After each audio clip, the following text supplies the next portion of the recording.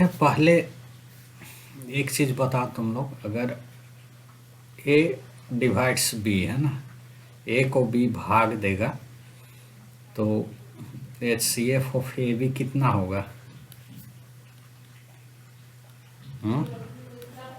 बताओ तुम लोग। अगर ए बी को भाग देगा तो H C F of A B क्या होगा? ए होगा। क्यों? जैसे मान लो 2 है और 10 है, ठीक है, तो 2 डिवाइड्स 2, 2 डिवाइड्स 10, तो 2 होगा, है ना। साउंड ऑफ करो तुम लोग, आवाज़ आ रही है। तो थ्योरम जो है उसको हम लिख रहे हैं। हम लोग का ये क्या है? यूक्लिड एल्गोरिदम होगा ना। फिर इसका यूज़ करेंगे। Let A and B can be any 2 integers at least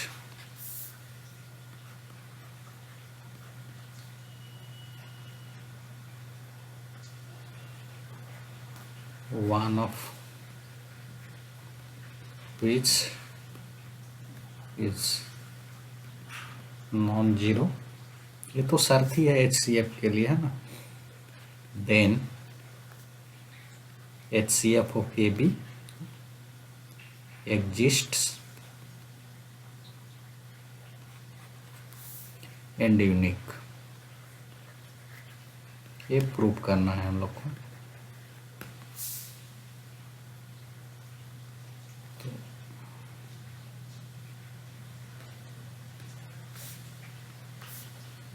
prove करते हैं।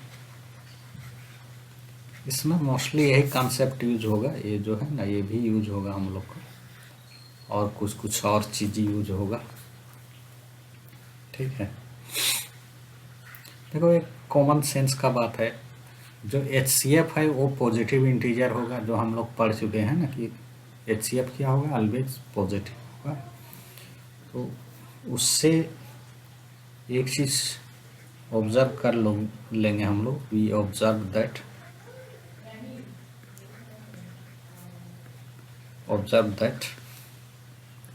H C F of A B equal to H C F of mod of A and mod of B, ठीक है, बराबर होगा। चूंकि H C F इसका जो आएगा पॉजिटिव इंटीजर है तो एक ही मिलेगा। नेगेटिव होने से ना कुछ गड़बड़ होता, तो दोनों मोड रहेगा उसका जितना होगा ए बी का भी उतना होगा। भले ए बी नेगेटिव हो तो क्या है, हमको नेगेटिव तो चाहिए नहीं। एच सी एफ क्या होगा? पॉजिटिव होगा। तो ये एक आइडिया है। अगर एक मोड एक ऐसे रहेगा तो भी वही होगा, है ना। तो इससे हमको फ़ायदा क्या हुआ कि अगर हम लोग H C F positive number का ले लेंगे विदाउट, तब क्या होगा?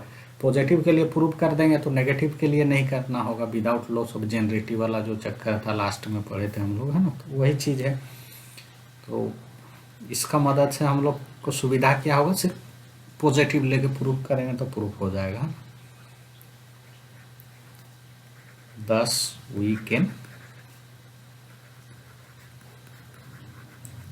suppose that a is greater than 0 and b is greater। Negative वाला बात चर्चा नहीं करेंगे। एंड एल्सो, और एक चीज़ होगा, कोई एक छोटा या बड़ा होगा, तो मान लिए b छोटा है ये बड़ा है ना। यहाँ लिख दे रहे हैं विदाउट लॉस ऑफ जेनरेटिव। माने ये जो थ्योरम है अगर हम इसके लिए प्रूव कर देंगे तो कोई भी इंटीजर के लिए हो जाए। कारण यही है ऊपर जो लिखे ऑब्जर्व दैट वाला, है ना।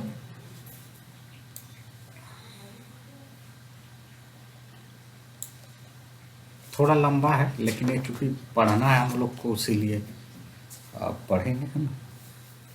ये पढ़ना है हम लोग को, हो सके प्रूफ भी आ जाए एग्जाम में। अब यहाँ पर क्या है? बाय डिवीजन एल्गोरिदम, है ना। डिवीजन एल्गोरिदम जो हम लोग इम्पोर्टेंट है, देखो बार बार यूज हो रहा है ना। Therefore by division algorithm, B छोटा है उससे भाग देंगे किसको? ए को। तो यहाँ पर मान लो Q1 आया और यहाँ R1 आएगा।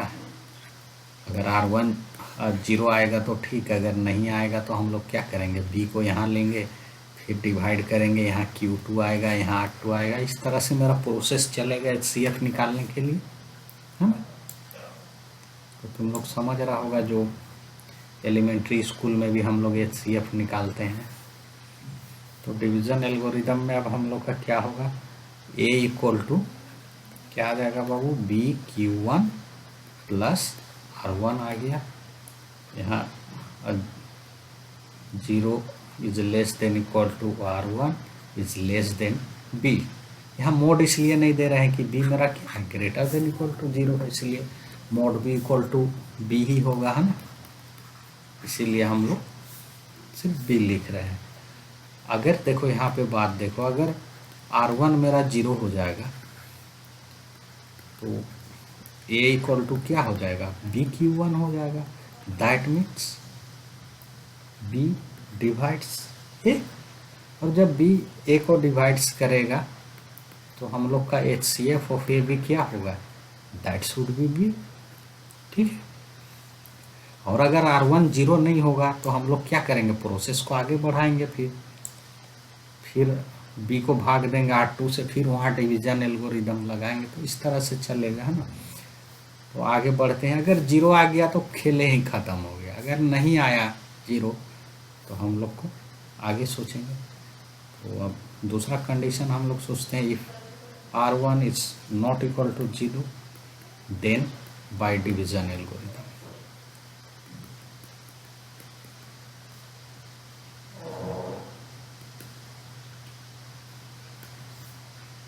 अब क्या होगा, B equal to R1 Q2 plus R2 होगा, है ना। जैसे HCF निकालते हैं हम लोग, B equal to R1 Q2 plus R2 where R2 is less than 0 is less than equal to R2 is less than R1। इसको 2 दिए हैं, इसको इक्वेशन 1 दे दे रहे हैं, ठीक है। अब यहाँ पर फिर कंडीशन आओ, अगर इफ R2 इक्वल टू 0, अगर R2 0 आ जाएगा देन क्या हो गया बाबू हम लोग का, B equal to R1 Q2। That means R1 किसको डिवाइड करेगा, B को डिवाइड करेगा, R1 B को डिवाइड करेगा। इसीलिए क्योंकि A बराबर क्या है हम लोग का, BQ1 प्लस R1, और B बराबर हम लोग का क्या है, R1 Q2 है प्लस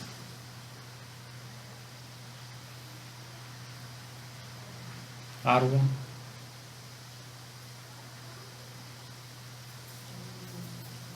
अगर डिवाइड करेगा तो क्या हो जाएगा, B बराबर A आ गया तो यहाँ बैठा दो, A बराबर क्या हो जाएगा, BQ1 R1 लिखना था ना, रुको छोड़ो, इसको ठीक ही कर लेते हैं।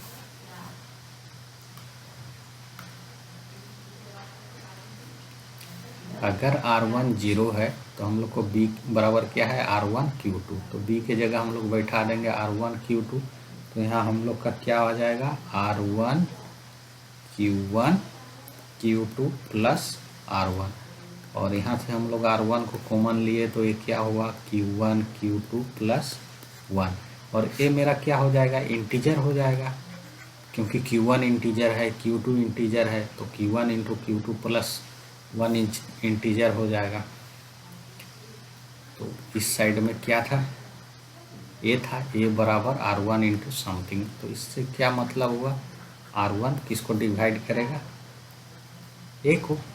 इसका मतलब क्या हुआ, R1 A को भी डिवाइड किया और यहाँ R1 B को भी डिवाइड कर रहा था। तो क्या हुआ, R1 कॉमन डिवाइजर हो गया, है ना। देयरफॉर R1 is a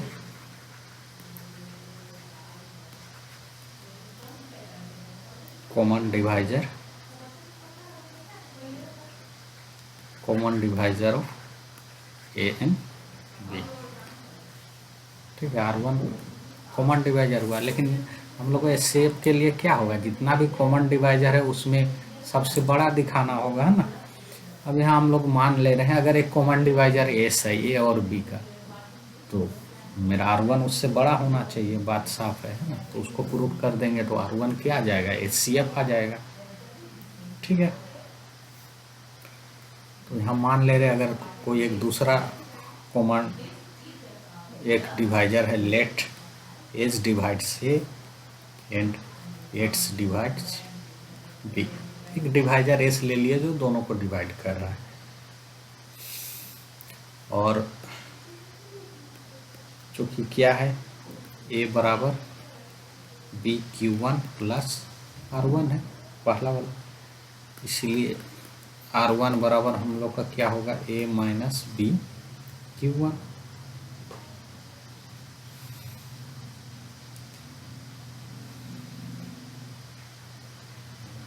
अब देखो R1 क्या था, A को भी डिवाइड कर रहा था और B को भी डिवाइड कर रहा था। R1 divides A and R1 divides B, तो इसका मतलब क्या हो जाएगा, R1 इस फॉर्म वाला AX प्लस BY कोई भी होगा उसको डिवाइड करेगा, तो इसका मतलब क्या होगा, इस R1 बराबर ऐसा आ गया, देखो इसको भी डिवाइड कर रहा है, इसको भी डिवाइड कर रहा है, ए को भी और बी को भी, तो ये जो कॉम्बिनेशन में बना है उसको भी डिवाइड करेगा। इसका सीधा मतलब क्या हो गया,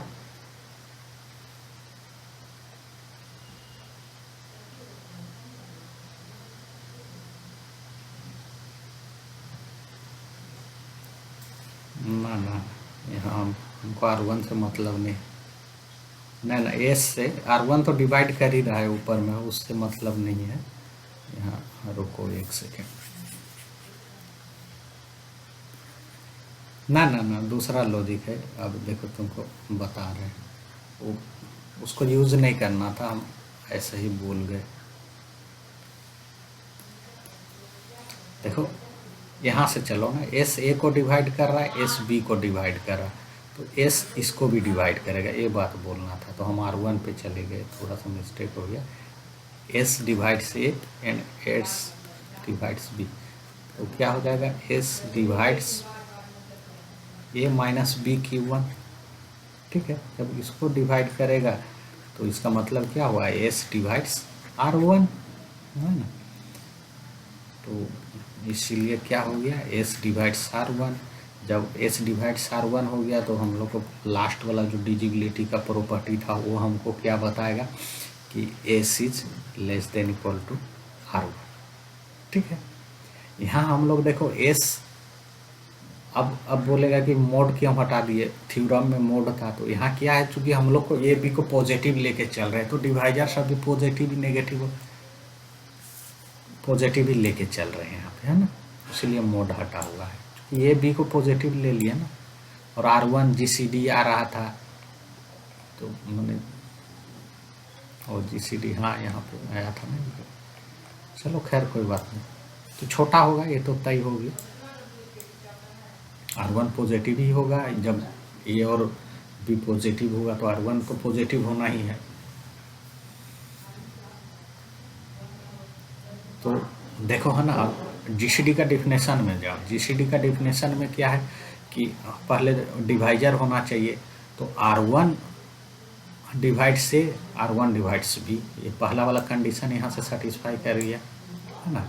अब दूसरा कंडीशन है कि अगर कोई दूसरा डिवाइजर एस है तो R1 एस से बड़ा है, मीन्स R1 क्या है, GCD है, जो दूसरा कंडीशन था डेफिनेशन का।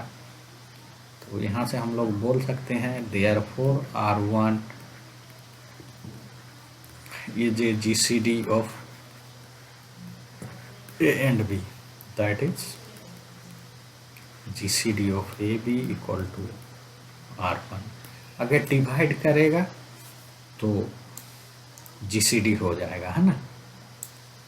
अब यहाँ पे आओ, अगर कहाँ गए थे, R1 R2 पे, R2 0 है तो R1 GCD हो गया, ठीक है। अगर R2 0 नहीं है तो फिर हम लोग वही प्रोसेस को और आगे बढ़ाएंगे, है ना। जब तक 0 नहीं आएगा उसको क्या करेगा, कंटिन्यूसली बढ़ाते जाएंगे। एक समय ऐसा आएगा कि हमको 0 होना होगा, है ना। तो धीरे धीरे बढ़ते हैं। और यहाँ से अब ये करो, if R2 is not equal to 0, R2 0 होने से तो R1 मेरा GCD हो गया। लेकिन जब R2 0 नहीं होगा तो हम लोग क्या करेंगे, उसी प्रोसेस को रिपीट करेंगे, है ना। we repeat the process। फिर R1 को यहाँ लाएंगे और R2 से भाग देंगे, फिर इधर Q3 आएगा, R3 आएगा, ऐसे करके आते जाएगा, है ना। और ये प्रोसेस जो है टर्मिनेट करेगा, एक समय में जाके रुक जाएगा। क्यों, देखो ये भी बता रहे हैं, लिखने दो यहाँ, this process must be terminate in finite number of steps से n, है ना।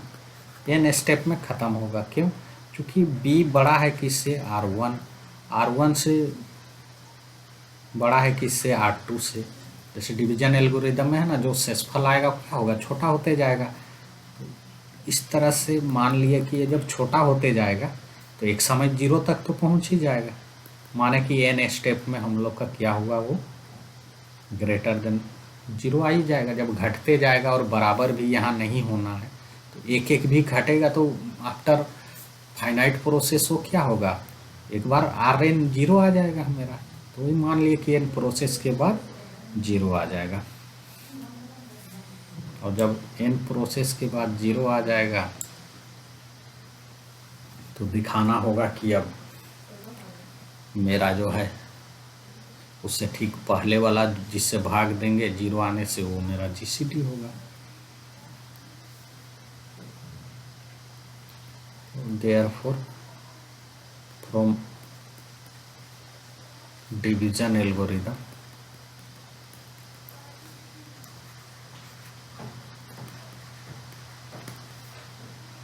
इसी तरह से जो Rn-3 ठीक ऊपर वाला टर्म सब जो आएगा वो क्या होगा, Rn-2 into Qn-1 plus Rn-1 ऐसे करके। उसके बाद Rn-2 इक्वल टू Rn-1 यहाँ Qn प्लस Rn।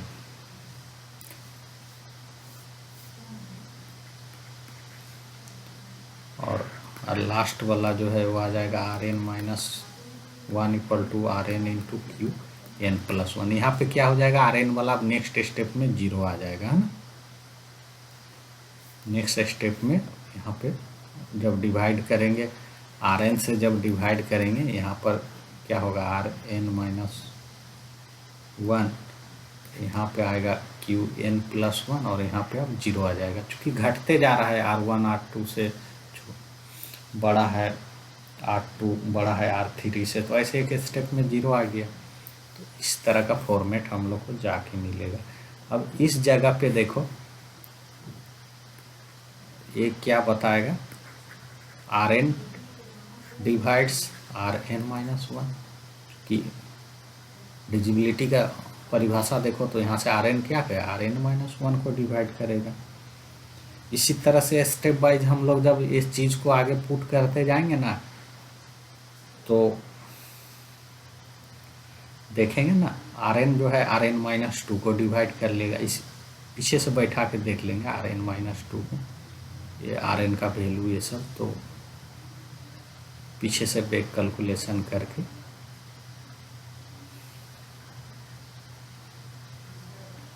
तो क्या आ जाएगा, Rn डिवाइड्स n-1 था, तो R N divides R N minus two, ऐसे करते करते पूरा आ जाएगा R N divides N R N minus three है। जैसे ऊपर में फीड किया ना उसी तरह डाटा को फीड करेंगे तो इस तरह से आएगा। लास्ट स्टेप में क्या आ जाएगा, R N divides R one, और लास्ट में क्या हो जाएगा, जब आर वन को डिवाइड करेगा तो फिर बी को भी डिवाइड करेगा। तो इतना आएगा हम लोग को वो एनालाइज करने से यहाँ तक पहुँचेंगे हम लोग, है ना। जब आर एन जीरो हो जाएगा तो आर एन इस सारा जितना था ना R one R two R three उससे पहले वाला तक को और बी को सबको डिवाइड कर देगा, है ना।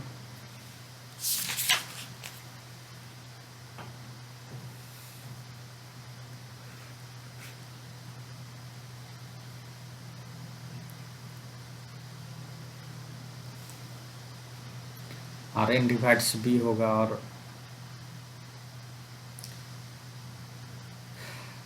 आर एन जब उसमें पुट करें ये वाला, उसमें बैक कैलकुलेशन है, उसको देखो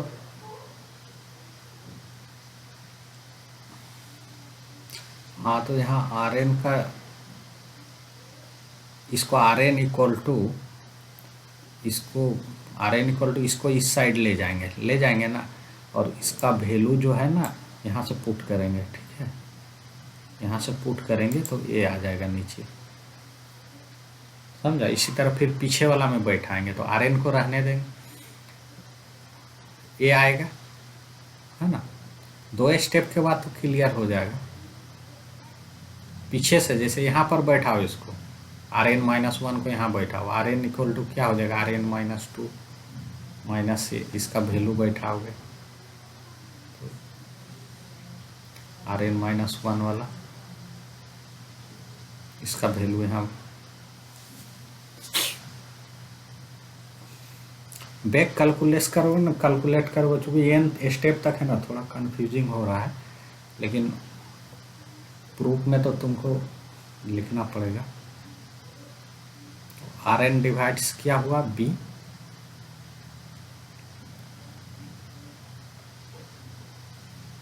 और ए यहाँ पर है आर एन, तो आर एन क्या होगा फिर ए को भी डिवाइड करेगा। यहाँ पर जैसे स्टेप किए थे ना R N divides B, zero करने के बाद देखो R one divides A, R one divides B, back calculation में आया था ना, यहाँ बी था, फिर यहाँ बैठा के देखो ए पे लाए थे। उसी तरह जब कैलकुलेट करोगे यहाँ पर तो वो ए को भी डिवाइड करेगा, है ना। Therefore R N divides A and R N divides B. जैसे फर्स्ट स्टेप में जिस तरह का कैलकुलेशन हुआ ना, ठीक उसी तरह का कैलकुलेशन होगा, ठीक है। तो एन स्टेप में भी वही चीज़ आएगा, R N divides A and R N divides B. इसका मतलब क्या हो गया, आर एन क्या है मेरा कॉमन डिवाइजर, तो आर एन कॉमन डिवाइजर है। अब दिखाना होगा कि उसका जीसीडी है, तो जितना भी कॉमन डिवाइजर है उसमें वो हाईएस्ट है। इसका मतलब क्या हो गया, therefore R N is common divisor of A and B. थोड़ा सा करके देख लेना कैलकुलेशन को, स्टेप बाय वो आ जाएगा, है ना, कोई दिक्कत नहीं है। अब जीसीडी दिखाने के लिए हम लोग को क्या करने, मान लिए कि एक एस बार है जो कॉमन डिवाइजर है ना, ए और बी को दोनों को हम दिखाएंगे कि जो आर एन है वो बड़ा है एस बार से, तो हो गया, है ना।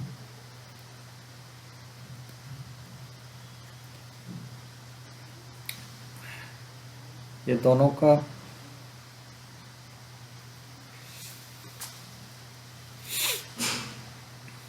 एस बार डिवाइड से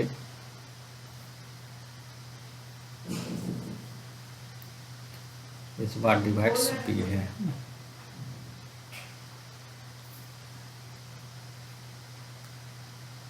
एस बार डिवाइड से एस बार डिवाइड से B, implies that S bar divides R one आएगा बाई 1, ए को भी बी को भी किया तो 1 जहाँ से लिए हैं हम लोग, यहाँ से R1 इस बार डिवाइड्स ये भी आ जाएगा R1 है इस स्टेप से।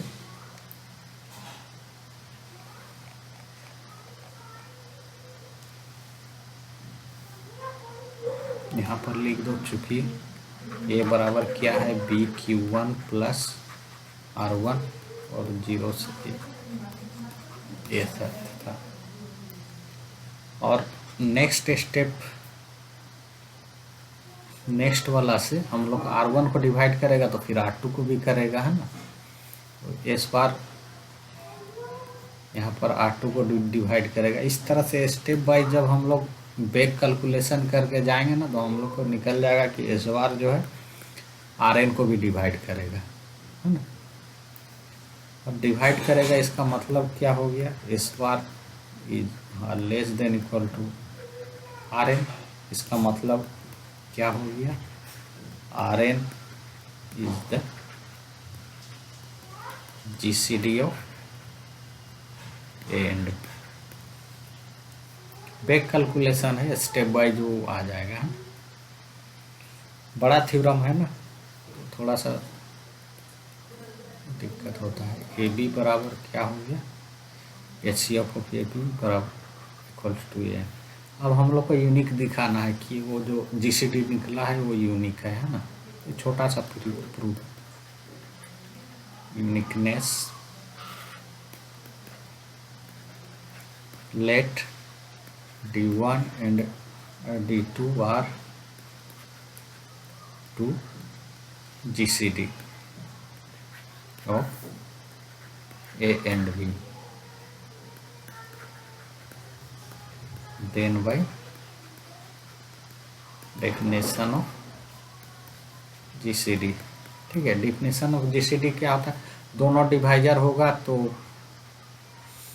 दोनों को डिवाइजर होगा और जो GCD होगा वो जितना भी कॉमन डिवाइजर है उससे बड़ा होगा।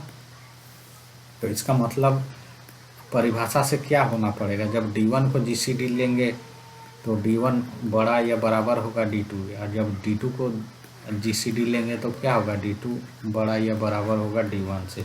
इसका क्या मतलब होगा, D1 बराबर D2, मतलब क्या है कि GCD एग्जिस्ट करेगा और वो क्या होगा, यूनिक होगा, है ना। Hence AB exist and it is unique।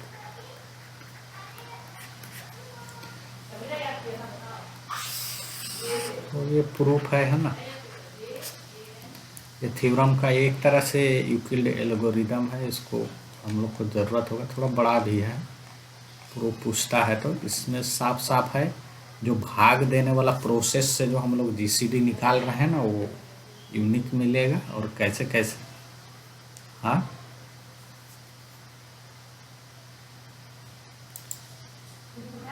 हाँ हाँ